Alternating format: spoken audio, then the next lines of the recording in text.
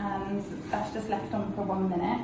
And then we're going to follow that with the extraction. So if you've got any blocked pores, don't be on the nose area, or the chin, we'll do a bit of extraction, and then we'll go on to the nice hydrating. So that will just fill all your skin with peptides and just give it a really nice glow. And then the LED lights, so the red the lights will just rejuvenate the skin, help stimulate collagen.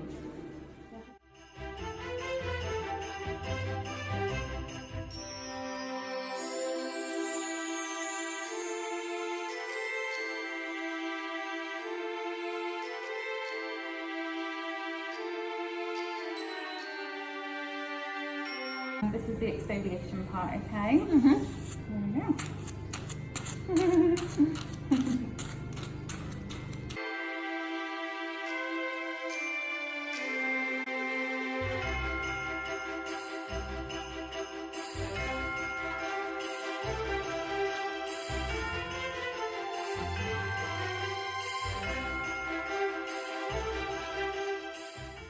So this will help to stimulate collagen and just help rejuvenate and